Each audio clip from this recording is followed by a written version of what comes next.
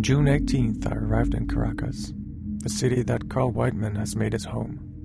When I get him on the phone, I ask him how he stood his ground as a white tourist among the Yanomami. He says, "On the second day, I was standing in the middle of the Shabono. I left my tripod and went around taking some pictures. When I went back to the tripod, I noticed the screw was missing. I asked an Indian, 'Where's the screw?' He pointed to someone in a hammock. I walked over to the hammock and asked for my screw. I didn't get an answer. I saw an axe on the ground, picked it up, lifted over my head and bellowed out in German, 'Give me that screw back immediately, or I'll chop your hammock to smithereens.' The Indian was flabbergasted. He handed me the screw without further hesitation. From that moment on, I was known as White Teary, which means brute, and I was one of them. Only later on did I figure out that they're really dangerous Indians, who kill each other for nothing and are proud of it. If I had known that ahead of time, I'd never have dared to act that way."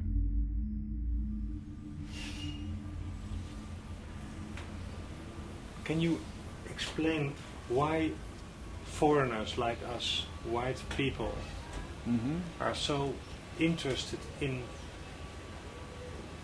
uncontacted tribes to visit? Yeah, well, they want to...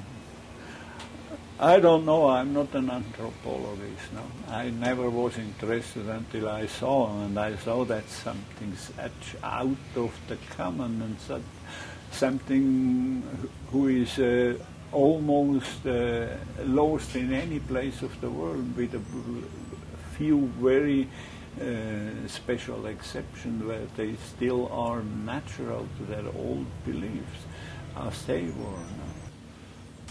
Did it change your way of thinking about life, and in what way? I mean, well, what I mentioned also in this book is repeating what one Indian told Father Coco.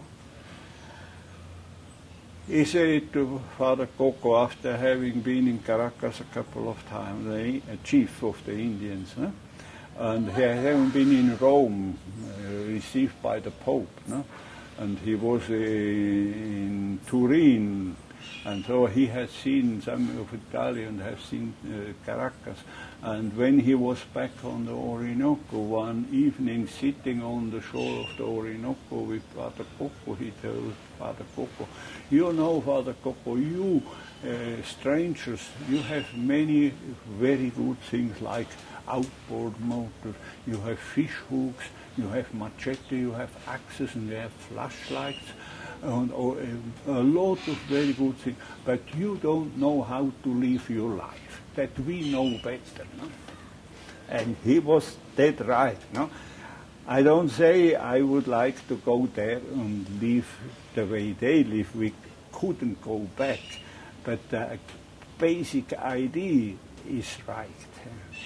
He has time to live his life. We don't have time for that. We have always to fight for our existence, or we have to work hard to buy a newer car or a better house, and so you never are at ease, no? Basically, like they are. Of course, we couldn't go back to that state, no? But I have to recognize, to try to incorporate them in the modern world is absolutely not good. They will never be to adapt to our way of life. They will lose what they have, and they won't gain anything new.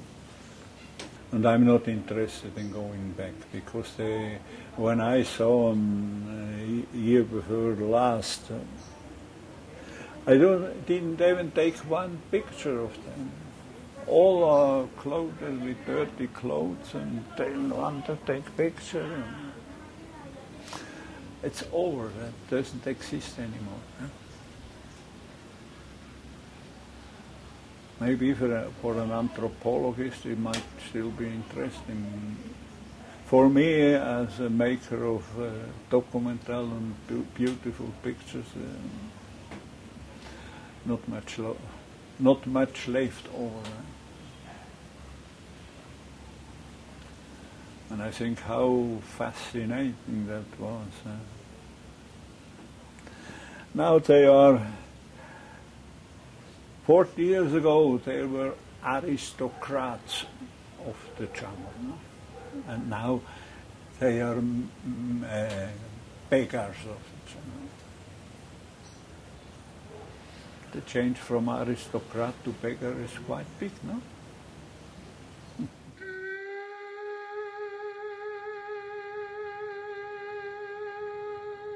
My short visit with Carl Whiteman left an impression on me.